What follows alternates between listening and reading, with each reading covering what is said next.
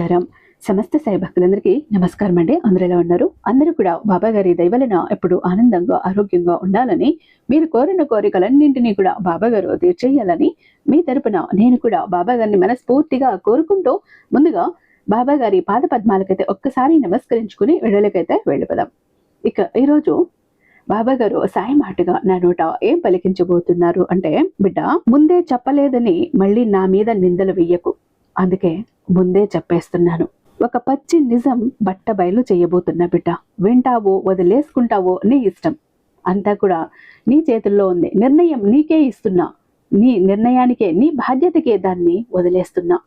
మరి ఏం చేసుకుంటావో నీ ఇష్టం. అయితే ఒక బంధం కారణంగా బిగ్ షాక్ తింటావు బిడ్డ. అసలు ఆ బంధం ఏంటి, అసలు విషయం ఏంటి, ఈరోజు ఏం చెప్పాలనుకుంటున్నాను అంటే, నీ దగ్గర ఒక ప్రమాదకరమైన ఒక వస్తువు ఉంది. దానివల్ల నువ్వు ఎన్ని అష్ట కష్టాలు పడుతున్నావు అంటే నీకు తెలియటం లేదు. నీ చుట్టూ ఉన్నవాళ్ళు ఎందుకు నీకు శత్రువులు అవుతున్నారో నీకు అర్థం అవ్వట్లేదు. నీతో మంచిగా ఉన్నవాళ్ళు నీకు ఎందుకు దూరం అవుతున్నారో నీకు అర్థం కావటం లేదు.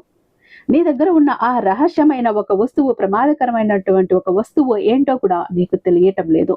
అయితే ఇప్పుడు ఒక్క నిమిషం వినాల్సిందే, వినక తప్పదు. నీ జీవితాన్ని నువ్వు మార్చుకోవాలి అన్నా, నీ జీవితంలో ఉన్నవాళ్ళు నీకు దూరం అవ్వకూడదు అన్నా, నీ పరిస్థితులు నీకు అనుకూలంగా మారాలి అన్నా, నీ కష్టకాలంలో నీకు ప్రతి ఒక్కరూ ఆదుకోవాలి అన్నా, నీ దగ్గర ఉన్నటువంటి ఆ ప్రమాదకరమైన ఆ ఒక్క వస్తువుని కూడా తీసి దూరంగా నీ ఇంటికి నీకు దూరంగా విసిరి పడేయాలి. అప్పుడే నీ జీవితం సర్దుకుంటుంది. అందుకే ఈరోజు నేను అంత నిష్ఠూరంగా మాట్లాడాను బిడ్డ. మళ్ళీ కూడా ముందే చెప్పలేదు అంటూ బాధపడకు, నా మీద నిందల వెయ్యకు, ఈరోజు జాగ్రత్తగా విను, ఆ తర్వాత నీ ఇష్టం అని ఎందుకు నేను నిష్ఠూరంగా మాట్లాడానో నీకు పూర్తిగా అర్థమవుతుంది. ఒక్క 2 నిమిషాలు ఆగు. నీకు తెలుసు, నీ సాయి ఏం తీసుకొచ్చినా, ఏం సందేశం చెప్పినా, ఏ మాట చెప్పినా ప్రతి ఒక్కటి నీ కోసమే, నీ భవిష్యత్తు కోసమే. ఈ రోజు పని కట్టుకుని ఈ సందేశంతో వచ్చాను అంటే నీ జీవితంలో ఏదో ఒక జరగరానిది జరుగుతోంది. దాన్ని నువ్వు అర్థం చేసుకోలేకపోతున్నావు, తెలుసుకోలేకపోతున్నావు. ఆ విషయాన్ని నేను తెలియచెయ్యాలనే ఈ రోజు వచ్చాను. ఈ రోజు నా రాకను కూడా నువ్వు నిర్లక్ష్యం చేశావు అంటే ఇక నీ కర్మ అంతే అని వదిలేస్తాను బిడ్డ, జాగ్రత్త అంటూ బాబా గారు ఈరోజు ఒక నిగూఢ అర్థం దాగి ఉన్న హెచ్చరికతో కూడిన సందేశంతో వచ్చారండి. బాబా గారి మాటలు వెనుకున్న అర్థం పరమార్థం తెలియాలంటే ఖచ్చితంగా వీడియోని ఎక్కడ స్కిప్ చేయకుండా, మిస్ చేయకుండా చివరి దాకా చూడండి. మన వీడియోకి ఒక చిన్న లైక్ ఇచ్చేసండి. మన ఛానల్ని ఫస్ట్ టైం చూస్తున్నట్లయితే ఛానల్ని సబ్స్క్రైబ్ చేసుకొని మీ సపోర్ట్ నాకు అందివ్వండి.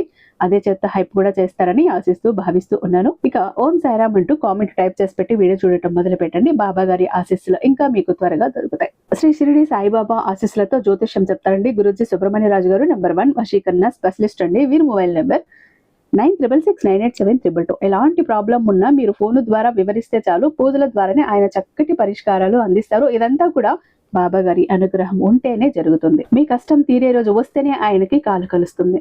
ఆయనకు కాలు కలిసింది అంటే బాబా గారు మిమ్మల్ని ఆశీర్వదించేశారని, మీ కష్టం తీరుతుందని గుండెల మీద చెయ్యి వేసుకుని హాయిగా ఉండండి. ఎందుకంటే ప్రతి ప్రాబ్లమ్ కూడా మీరు ఫోన్ ద్వారా చెప్తే ఆయన దానికి తగ్గ పూజలు చేసి చాలా తక్కువ సమయంలో ఆ కష్టం నుంచి, సమస్య నుంచి మిమ్మల్ని బయటపడేస్తారు. ప్రేమ, పెళ్లి, ఉద్యోగం, రాజకీయం, విదేశీ ప్రయాణం, ధనం నిలకడగా లేకపోవడం, భార్యాభర్తల మధ్య గొడవలు, ఆస్తి తగాదాలు, అప్పుల బాధలు, స్త్రీ పురుషులకు ఎటువంటి గుప్త సమస్యలున్నా నెంబర్ 1 వశీకరణ స్పెషలిస్ట్. అలాగే మీ ఇంటి మీద చెడు ప్రయోగం జరిగి ఉన్న నరదృష్టి, నరఘోష, సంతాన సమస్యలు, మానసిక సమస్యలు, గుప్త సమస్యలు, భార్యాభర్తల మధ్య, లవర్స్ మధ్య అనుమానాలు, అపార్థాలు ఉన్నా, అలాగే థర్డ్ పర్సన్ ఉన్న అత్తాకోడల మధ్య సఖ్యత లేకపోయిన ప్రతి ప్రాబ్లం కి కూడా చక్కటి సొల్యూషన్ ఇస్తున్నారు.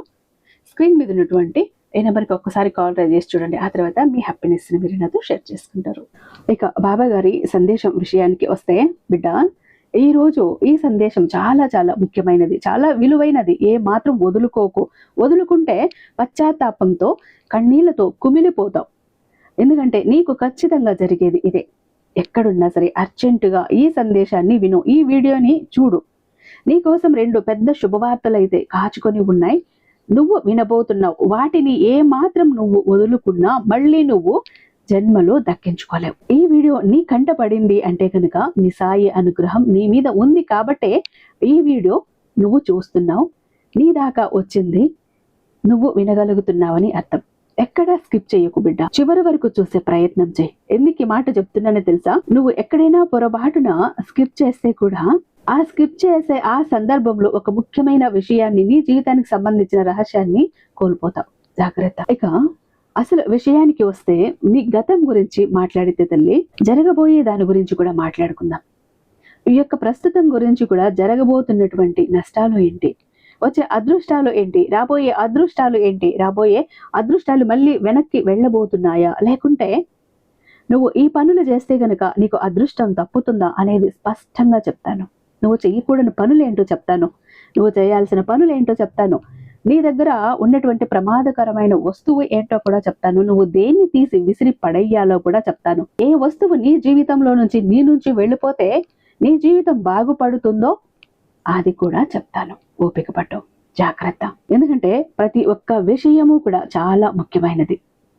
ఇప్పుడు నీ మానసిక పరిస్థితి ఎలా ఉంది అంటే, ఏమైనా సరే కష్టపడదాం, కష్టపడిన దానికి ఎంత వస్తుందో రానివ్వు, పని చేసుకుంటూ పోదాం, సాయి ఏదో నిర్ణయిస్తే విధిరాత ఎలా రాసి ఉంటే అలాగే జరుగుతుంది అని చెప్పి ఒక రకమైనటువంటి మానసిక స్థితిని స్థిరంగా ఉంచుకొని చేసేటటువంటి వృత్తి పట్ల శ్రద్ధను పెట్టుకుని చాలా క్రమశిక్షణతో పనులు చేసుకుంటున్నావు. కానీ ఎవరైతే నీ చుట్టూ ఉండేవారు ఉంటారో వారి యొక్క ప్రభావం నీ మీద అనేది చూపిస్తూ ఉంది.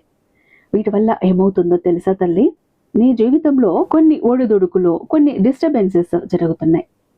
అంటే చేస్తున్నటువంటి కష్టం ఏదైతే ఉందో, వస్తున్నటువంటి రూపాయి ఏదైతే ఉందో, అది రూపాయి కానివ్వు, 10 రూపాయలు కానివ్వు, లేదంటే 1,00,000 రూపాయలు కానివ్వు, ఈ సంపాదన ఏదైతే ఉందో ఈ యొక్క సంపాదన అనేది గుట్టుగా దాచుకునేది అయితే అది నీలో లేదు. ఇలా గుట్టుగా దాచుకోకుండా ఎవరి దగ్గర దాచాలో, ఎవరి దగ్గర దాచకుండా ఉండాలో తెలియక అందరి దగ్గర బట్టబయలు చేస్తున్నావు. ఎవరి దగ్గర దాచాల్సిన పరిస్థితి ఉందో అక్కడే బట్టబయలు చేస్తున్నావు. దీని కారణంగా ఏం జరుగుతుంది బాబా అని నువ్వు అడిగితే, ఇక్కడ నీ యొక్క సంపాదన ఎవరైతే చూసి కుళ్ళుకుంటున్నారో, ఎవరైతే చూస్తున్నారో, ఎవరైతే నీ యొక్క కష్టాన్ని కళ్ళ ముందు చూస్తున్నారో నిన్ను దోచుకునే ప్రయత్నం చేస్తున్నారు. అది కూడా నీకు తెలియకుండా. ఎలా తెలుసా, అక్కడే ఉంది నీకు చెడు ప్రభావం అంతా.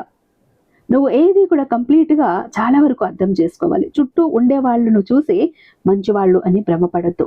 ఎందుకో తెలుసా, అక్కడ స్నేహం రూపంలోనూ, లేదంటే పార్ట్నర్ రూపంలోనూ, లేదంటే బంధువుల రూపంలోనూ, ఇలా ఎవరైనా కానివ్వు తల్లి, వీరి వల్ల ఏమవుతుందో తెలుసా, కొంచెం సెంటిమెంటల్ గా మనుషుల్ని ఎమోషనల్ బ్లాక్మెయిల్ చేయడానికి చేసినట్లు చేసి నీ దగ్గర నుంచి 1 రూపాయి అయినా లాగటం కానీ, లేదా నీ దగ్గర నుంచి మరొకరికి పెట్టించటం కానీ చేస్తూ ఉన్నారు. ఇలా చేయటం వల్ల ఏమవుతుందో తెలుసా, నీ యొక్క ధనం అనేది 100% నీకు దక్కకుండా 100లో 20% అనేది బయటకు వెళ్ళిపోతుంది. కానీ 20% బయటికి వెళ్ళిపోవటాన్ని కూడా నువ్వు గమనించలేకపోతున్నావు మంచితనంతో. ఇక్కడ నువ్వు నన్ను ఒక ప్రశ్న వేయొచ్చు బిడ్డ, బాబా నేను అంత గమనించలేనంత పిచ్చిదాన్నా, పిచ్చివాడినా అంటూ, నేనేంటి అంతగా గమనించలేకుండా ఉన్నానా అని చెప్పి అని ఆ ఉద్దేశంతో చెప్పటం లేదు బిడ్డ. నువ్వు అస్సలు పిచ్చిదానివి కాదు, నువ్వు చాలా తెలివైన దానివి. అలాగే ఒక ధైర్యం ఉన్న మనస్తత్వం కలిగిన దానివి, చాలా మంచి మనసుతో కష్టపడే మనస్తత్వం కలిగిన వ్యక్తివి, ప్రతి రూపాయి దాచిపెట్టుకునే రకంగా కలిగిన దానివి.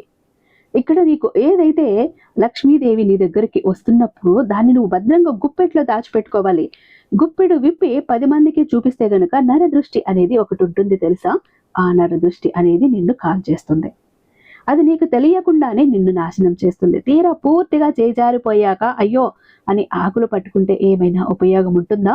ఉండదు. కాబట్టి నీ చుట్టూ ఉండేవారిని మాత్రం గుడ్డిగా నమ్మొద్దు. వారి కోసం 1 రూపాయి అయినా సరే ఆలోచించకుండా ఎట్టి పరిస్థితుల్లోనూ ఖర్చు పెట్టొద్దు. ఇది బంధువుల రూపంలో అయినా, స్నేహితుల రూపంలో అయినా, లేదంటే నీ దగ్గర పనిచేసేవారు ఎవరో ఒకరు ఉంటారు కదా, వారినైనా సరే గుడ్డిగా నమ్మొద్దు. ఒక విషయం బిడ్డ, నువ్వు ఈ విషయం గుర్తించుకుంటే చాలా వరకు ఎదుగుతావు. ఇక్కడ సహాయం చెయ్యకు అని అన్నానని నా తండ్రి ఏంటి ఇలా చెప్తున్నాడు ఈరోజు అంటూ అనుమానంలో, అయోమయంలో పడకు. ఇక్కడ అన్ని సక్రమంగా ఉంటే ఖర్చు పెట్టు, నిజంగా అవసరం ఉంటే ఖర్చు పెట్టు, ఆపదలో ఉంటే ఖర్చు పెట్టు, ప్రాణాపాయ స్థితిలో ఉంటే ఖర్చు పెట్టు, ఆకలితో ఉంటే ఖర్చు పెట్టు.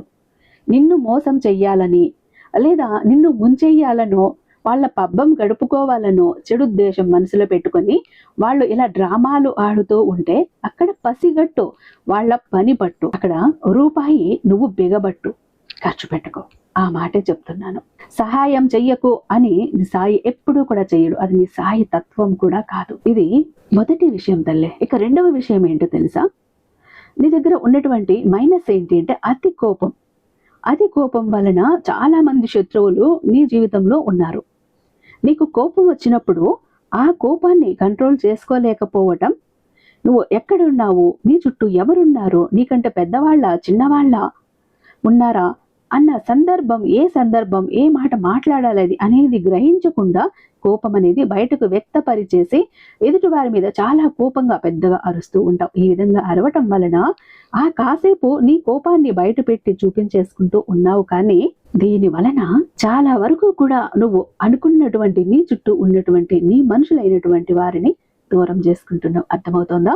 అనుకున్న వాళ్ళు ఎవరైతే ఉన్నారో, అనుకున్న వాళ్ళు ఎవరైతే ఉన్నారో వారే నీకు దూరం అయిపోతున్నారు. దూరం అయ్యే అవకాశాలు ఉన్నాయి. దూరం అయ్యే స్థితికి కూడా వచ్చారు.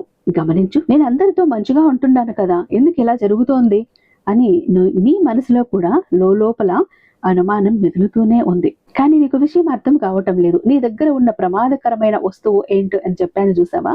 చెప్తాను, జాగ్రత్తగా విను.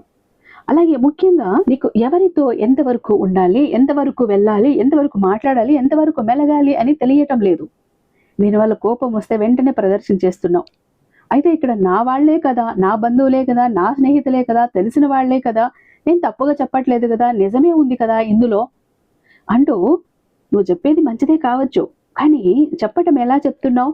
కోపంతో చెప్తున్నావు. కానీ అక్కడ కనిపించేది నీ మంచి కనిపించటం లేదు, కోపమే కనిపిస్తుంది. మంచి విషయం చెప్పాలి అన్నప్పుడు ప్రశాంతంగా చిరునవ్వుతో చెప్తేనే అది మనిషి మెదడులోకి వెళ్తుంది. కోపంతో చెప్తే కోపం కనపడుతుంది, మంచి గాలిలో కలిసిపోతుంది. ఇదే జరుగుతోంది. అలా కోపంతో చెప్పినప్పుడు వాళ్ళు ఏమనుకుంటారు? వీళ్లకు నాతో పని ఏంటి, వీళ్ళెందుకు ఇలా మాట్లాడుతున్నారు, వీళ్లకు అవసరం ఏంటి, వీళ్ళు ఇలా చేయాల్సిన అవసరం ఏంటి, నాతో ఎందుకు ఇలా మాట్లాడాలి వీళ్ళు అంటూ వాళ్ళ మనసులో ఒక రకమైనటువంటి ఉక్రోషం, అలాగే శత్రువులే నీ మీద కక్ష సాధించబోతున్నారు. ఏదైనా కూడా నేనేంటో నీకు చూపిస్తాను అని ఎవరు కూడా నీకు చెప్పరు కదా, ముఖాన బోర్డు వేసుకుని తిరగరు కదా, కానీ తిరిగి కోలుకోలేనటువంటి దెబ్బ కొడతారు. కాబట్టి నువ్వు ఎవరి మీద కూడా అంత కోపాన్ని ప్రదర్శించుకో. తన కోపమే తనకు శత్రువు అన్న మాట గుర్తుంది కదా, మర్చిపోయావా?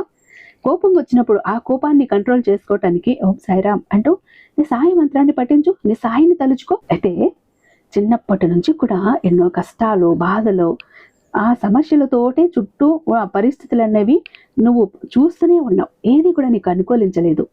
స్వార్థం కోసం నిన్ను వాడుకొని అనేక రకాలుగా కష్టాలకు గురి చేసి, ఎన్నో రకాలైనటువంటి మానసికమైనటువంటి వేదనలకు గురి చేసి, నిన్ను ఒక ఎమోషనల్గా టార్చర్ చేసి నీ యొక్క కష్టాన్ని నీ డబ్బు రూపంలో వాడుకున్న వారే ఎక్కువగా ఉన్నారు నీ జీవితంలో. దీనికి కారణం ఏం జరుగుతుందో తెలుసా? నువ్వు ప్రేమకు దూరం అయ్యావు. తల్లిదండ్రుల ప్రేమ కూడా అంతగా దొరకదు, తోబుట్టువుల ప్రేమ కూడా అంతగా దొరకదు. ఎప్పటికీ కూడా ఒక బయట స్నేహితులతో ఎక్కువగా కలిసి ఉండటం, స్నేహితులతో ఎక్కువగా పరిచయాలు పెంచుకోవటం, మంచైనా చెడైనా ఎక్కువగా ఆకర్షిస్తుందంటారు. అలా చెడును ఆకర్షించి కొంతమంది జీవితాలు కూడా పాడైపోతాయి. అలాగనే ఇప్పుడు ఏ మాత్రం నీ మనసు చెదిరినా కూడా, చెడు సావాసాల వైపు వెళ్ళినా కూడా నీ జీవితం అన్నది ఇక్కడ చెడిపోతుంది బిడ్డ, జాగ్రత్త. ఎందుకు ఈ మాట అంటున్నాను అంటే, చెప్పాను కదా, నీ మనసులో ఏది లేకపోయినా చెప్పాలి అనుకున్న విషయం కోపంతో చెప్పటంతో అయిన వాళ్ళు, కానవాళ్ళు, బంధువులు, సొంత వాళ్ళు అందరూ దూరం అయిపోతున్నారు, అందరూ విరోధులు అవుతున్నారు. జాగ్రత్త, కోపాన్ని తగ్గించుకో. ఇక్కడ నీలో కొన్ని మైనస్ పాయింట్లు చెప్పాలి బిడ్డ. ఎప్పుడు కూడా ప్లస్ పాయింట్లే చెప్పకూడదు కదా, అప్పుడప్పుడు మైనస్ పాయింట్లు కూడా చెప్పాలి. ఎవరైనా సరే బయట వాళ్ళు నిన్ను పొగుడుతూ ఉంటారు, అంతే గనక నిన్ను మనవారైతే తిడతారు. అంటే బయట వాళ్ళు పొగుడుతారు, వాళ్ళు ఏం కారు.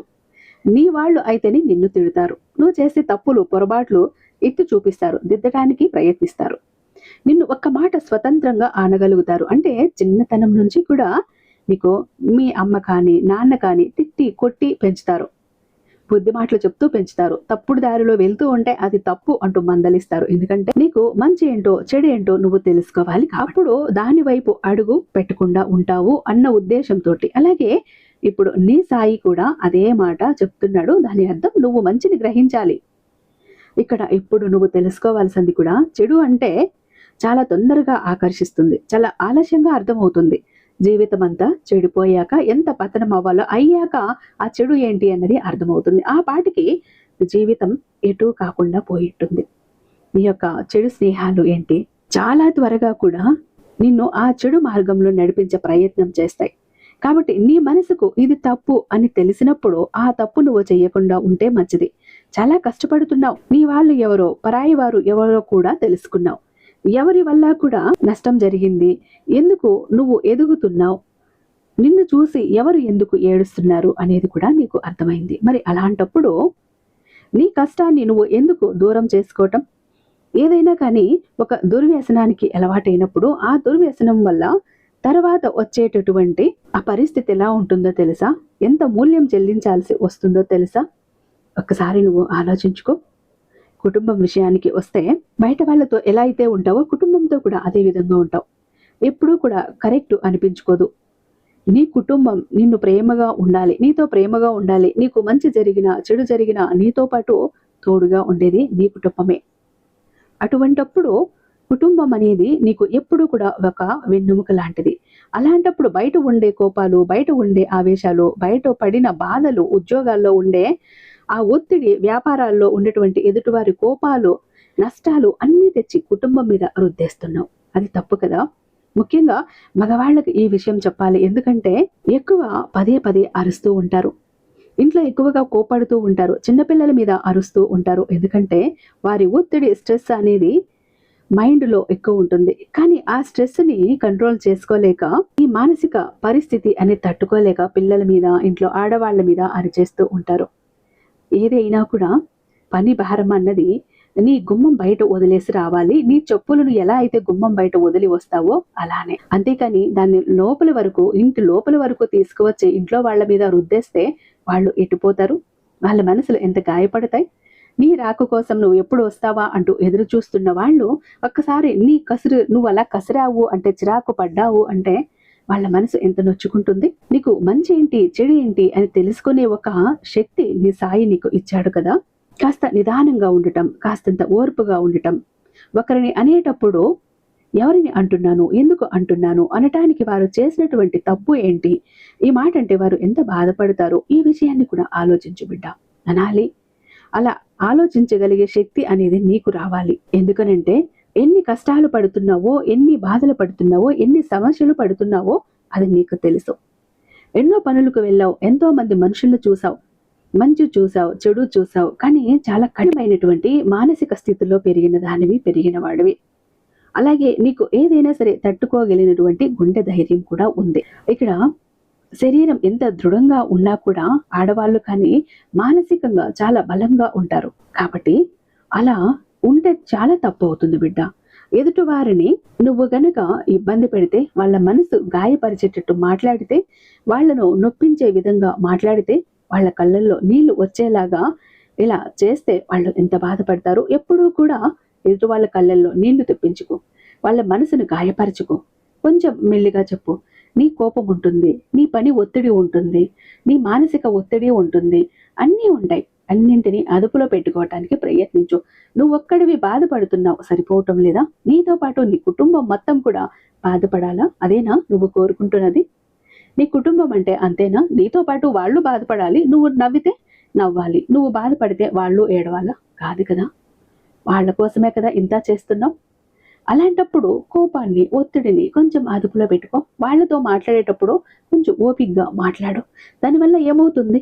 కుటుంబం సంతోషంగా ఉంటుంది. ఈ జన్మలో చేసినటువంటి కర్మానుసారం కూడా ఈ జన్మలోనే పడాలి అంటారు కదా తల్లి.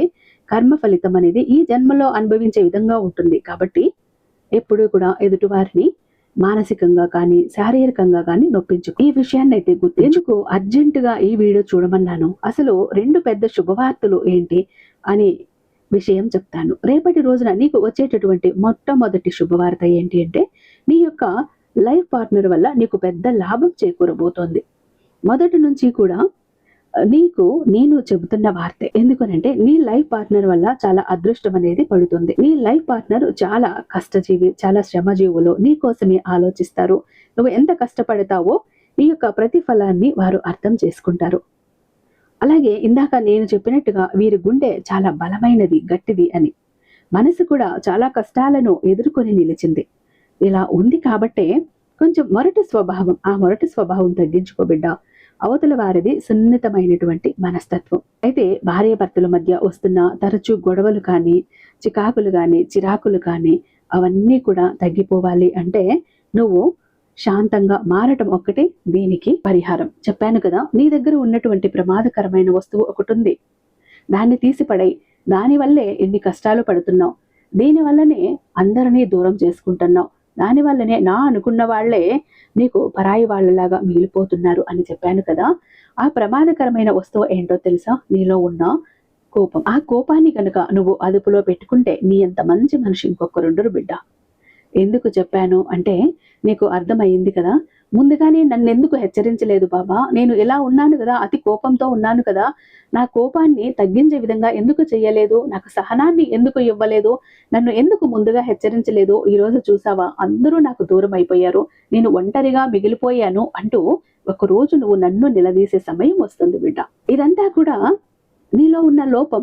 నీలో ఉన్న లోపాన్ని నువ్వు దిద్దుకోలేక, నువ్వు గుర్తించలేక, సరిదిద్దుకోలేక అంతా నష్టం, జరగాల్సిన నష్టం జరిగిపోయాక ఒక్కరోజు ఆఖరిన తీరిగ్గా నా దగ్గర కూర్చుని అంతా దూరం అయిపోయింది, అందరూ దూరం అయిపోయారు, జీవితమే పోయింది, నన్ను ముందే ఎందుకు హెచ్చరించలేదు బాబా అంటూ అడుగుతావు.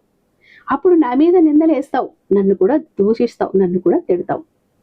అందుకని ముందే హెచ్చరిస్తున్నా. వదులుకుంటావా, జాగ్రత్త పడతావో నీ ఇష్టమని ఎందుకన్నానో అర్థమైందా బిడ్డ? జాగ్రత్త. కోపాన్ని విడిచిపెట్టు. ప్రతి ఒక్కరిని గుడ్డిగా నమ్మకు. అవసరం లేని చోట రూపాయి ఖర్చు పెట్టకు. ఇంట్లో వాళ్లకు విలువనివ్వు. ఇంట్లో వాళ్లను బాధ పెట్టుకో. వాళ్ళు ఉన్నదే నీ కోసం, కాబట్టి జాగ్రత్త అంటూ బాబా గారు ఈరోజు ఒక అత్యద్భుతమైన సందేశంతో మన ముందుకు వచ్చారండి. ఐ హోప్ ఈ వీడియో మీకు నచ్చే ఉందని భావిస్తున్నాను. రేపు మరొక మంచి వీడియోతో మీ ముందుంటాను. అంతటిదాకా సర్వేజన సుఖినో భవంతు. ఓం సాయిరామ్.